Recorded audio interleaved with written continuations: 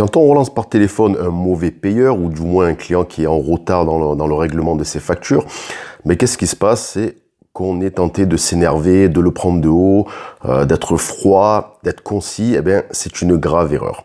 Car un client qui ne vous a pas payé, en fait, c'est un peu comme un enfant. Si vous devenez agressif, il va se braquer, il va pleurer ou vous parler mal. Tandis que si vous l'amadouez, il y a plus de chances pour qu'il se plie à vos injonctions sans même s'en rendre compte.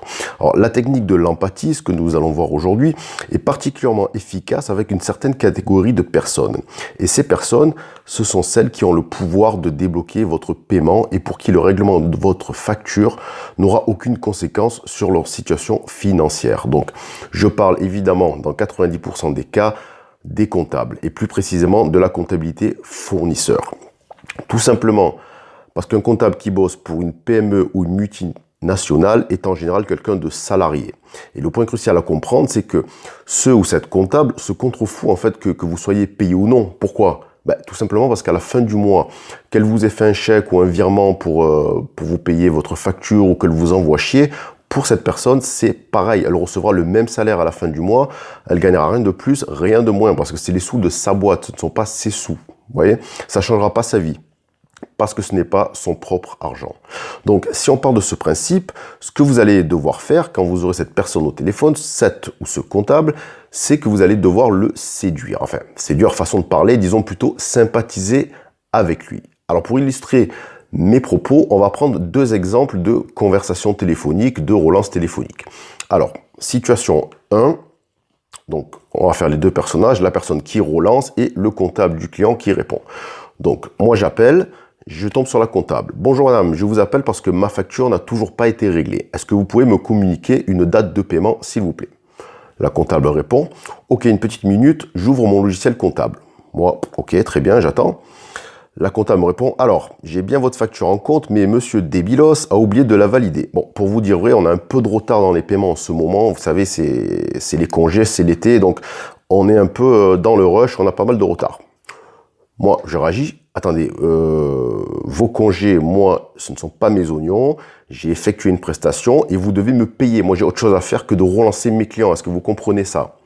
La comptable, bon, je suis désolé, mais bon, moi je fais ce que je peux, je suis toute seule, tous mes collègues sont en vacances, et bon, et moi je m'énerve encore plus.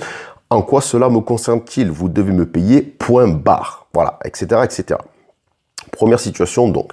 On va reprendre la même conversation et on va changer un peu le ton et la façon dont va s'aiguiller cette petite relance téléphonique. Donc on repart, c'est reparti, je relance, j'appelle.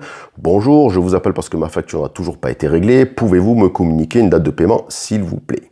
Ok, juste une minute, j'ouvre mon logiciel comptable. Ok, je patiente, allez-y. Alors, j'ai bien votre facture en compte, mais monsieur Débilos a oublié de la valider. Alors pour dire vrai, on est un peu en retard dans les paiements en ce moment, vous savez, à cause des congés, tout ça.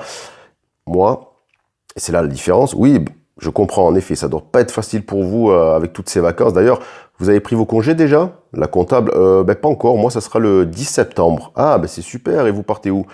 En Andalousie, on va visiter l'Alhambra. Il paraît que c'est magnifique, etc., etc. Alors, à votre avis, dans laquelle de ces deux situations, la comptable ou le comptable va faire tout son possible pour vous payer votre facture? C'est simple. Si vous avez fait preuve d'agressivité et vous l'avez pressé, il y a de fortes chances pour que le comptable ne se donne même pas la peine de relancer monsieur Débilos pour qu'il valide votre facture. Il va vouloir se venger en fait, c'est logique.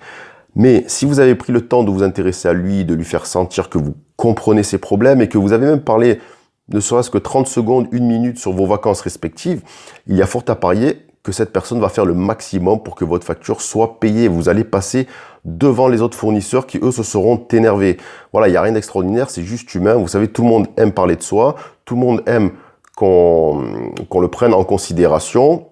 C'est tout. L'empathie donne plus de résultats que l'agressivité. Donc, empathie ne veut pas dire être faible. Ça ne veut pas dire se faire marcher dessus. Vous devez être ferme, vous réclamez votre argent.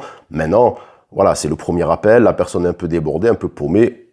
Parlez un peu avec elle, blaguez une petite blague ou ce genre de truc et ça passera beaucoup mieux. Voilà.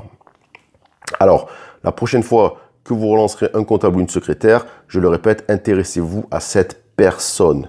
Même si c'est superficiel, même si c'est hypocrite, on s'en fout. L'objectif, c'est de vous faire payer. C'est pas de vous faire des amis et encore moins des ennemis. Et surtout, n'oubliez pas de vous inscrire à ma liste de contacts privés. Je vous enverrai des conseils et des astuces gratuits par email qui vous permettront d'améliorer vos performances en termes de recouvrement de créances. Le lien est dans la description de la vidéo. Moi, je vous dis à tout de suite.